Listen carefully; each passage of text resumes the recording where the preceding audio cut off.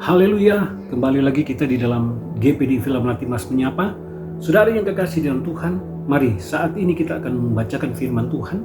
Kita buka firman Tuhan kita di dalam Kolose pasal yang kedua, ayat yang ke-6 sampai ayat yang ke-7. Sekali lagi, Kolose pasal 2 ayat 6 sampai ayat yang ke-7, demikianlah firman Tuhan. Kamu telah mengenal Kristus Yesus Tuhan kita, karena itu hendaklah hidupmu tetap di dalam Dia.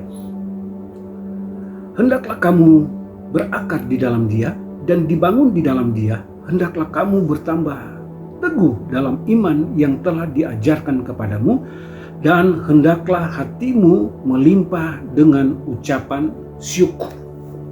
Nah, saudara yang kekasih di dalam Tuhan, kita lihat di dalam ayat ini bagaimana Rasul Paulus ingatkan kepada jemaat yang ada di Kolose.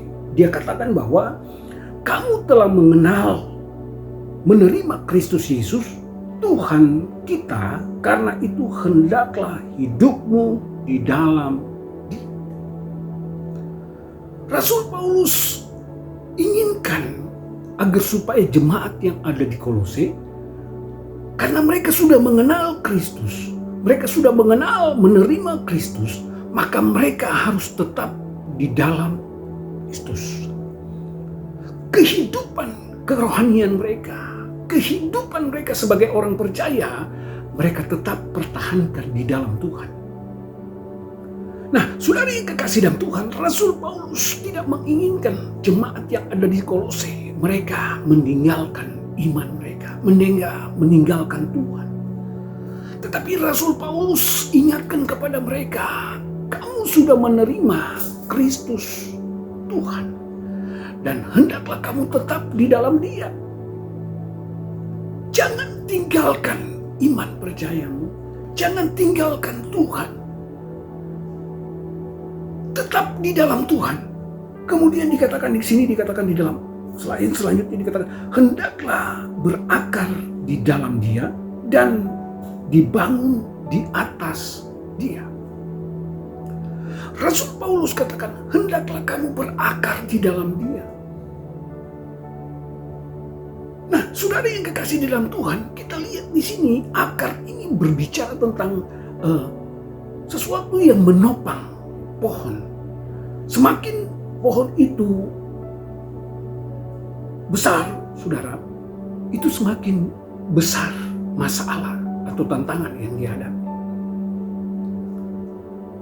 Nah, itu dibutuhkan akarnya, itu harus kuat juga, saudara yang kekasih. Karena kalau akar itu kecil, dia tidak kuat menopang pohon itu, maka pada saat dia menghadapi tantangan, dia akan tumbang.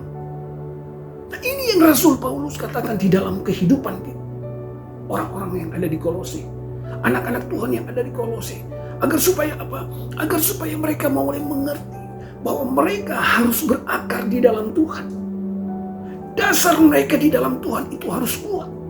Karena kalau mereka menghadapi persoalan, menghadapi tantangan, karena akar mereka itu kuat, maka saudara yang kekasih dalam Tuhan, mereka akan tetap kuat. Mereka tetap tidak akan meninggalkan Tuhan. Hendaklah kamu berakar di dalam Tuhan. Dan kemudian dia katakan, dan dibangun di dalam Tuhan. Nah, saudara yang kekasih dalam Tuhan, kita lihat di sini, saudara yang kekasih dalam Tuhan, bahwa yang Rasul Paulus ingatkan, bagaimana jemaat yang ada di Kolose, mereka harus berakar di dalam Tuhan dan dibangun di dalam Dia, di dalam Tuhan. Kehidupan kekristenan, kehidupan kerohanian mereka itu harus benar-benar dibangun di dalam Tuhan. Nah, ini yang Rasul Paulus ingatkan di dalam kehidupan jemaat yang ada di Kolose. Dan kemudian saudara yang kekasih dalam Tuhan, selanjutnya dia katakan, hendaklah kamu bertambah teguh dalam iman yang telah diajarkan kepada kamu.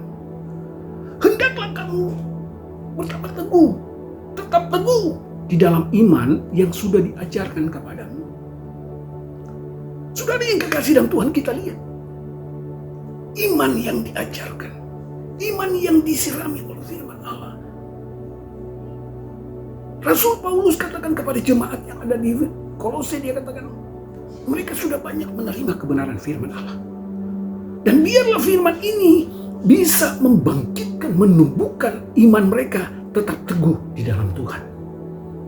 Dan selanjutnya dia katakan, dan hendaklah hatimu melimpah ucapan syukur. Saudara yang kekasih dalam Tuhan, kita lihat di sini bahwa Rasul Paulus ingatkan kepada jemaat yang ada di Kolose untuk mereka tetap di dalam Tuhan. Untuk mereka tetap berakar di dalam Tuhan, dibangun di dalam Tuhan, agar supaya iman mereka tetap teguh di dalam Tuhan dan tetap ada ucapan syukur di dalam kehidupan mereka sebagai anak-anak Tuhan. Nah, firman ini tuh juga datang di dalam kehidupan kita anak-anak Tuhan. Firman Allah ini juga datang kepada kita sebagai orang yang percaya. Bagaimana firman Allah mengingatkan kepada kita sebagai orang yang percaya. Ingat, kita sudah menerima Kristus Yesus, Tuhan kita. Kita harus tetap ada di dalam Tuhan. Kita harus tetap berakar di dalam Tuhan. Kita harus dibangun di dalam Tuhan. Kehidupan kerohanian kita itu dibangun di dalam Tuhan. Kemudian dikatakan, iman kita harus tetap kuat di dalam Tuhan. Kita menerima kebenaran firman Allah. Kita menerima firman itu dalam kehidupan kita. Dan firman itu yang memberikan kekuatan kepada kita sebagai orang yang percaya. Dan kemudian di dalam kehidupan kita ada apa? Ada ucapan syukur. Karena di dalam ucapan syukur itu memberikan kekuatan bagi kita orang percaya dan memberikan kemenangan di dalam kehidupan kita orang percaya. Dan mari saudara yang kekasih dalam Tuhan, firman Allah mengajarkan kepada kita. Kita percaya bahwa Tuhan sanggup melakukan di dalam kehidupan kita. Kita datang kepada Tuhan, terima kasih Tuhan, kami sudah mendengarkan firman-Mu. Tuhan, biarlah firman-Mu boleh menjadi kekuatan di dalam kehidupan kami. Firman-Mu boleh menuntun kehidupan kami. Kami berdoa kepadamu Tuhan, kami serahkan umat-umat-Mu ke dalam tangan-Mu. Segala aktivitas mereka akan mereka lakukan pada saat ini. Tuhan, tolong Tuhan, Engkau yang memberkati, Engkau yang menyatakan kuasa-Mu. Berdoa buat umat-umat-Mu yang sedang dalam kelemahan Tuhan, Engkau berikan kekuatan umat-umat-Mu yang saat ini sedang terbaring sakit, lawat mereka dan jamah mereka, sembuhkan mereka dalam nama Yesus. Dan biarlah Tuhan di dalamnya Tuhan, nama-Mu yang dipuji dipermuliakan Tuhan. Dan saat ini Tuhan, kami mau serahkan kehidupan kami ke dalam tangan-Mu, dan kami mau melakukan bersama-sama dengan Engkau di dalam nama Tuhan Yesus Kristus kami berdoa. Haleluya. Amin.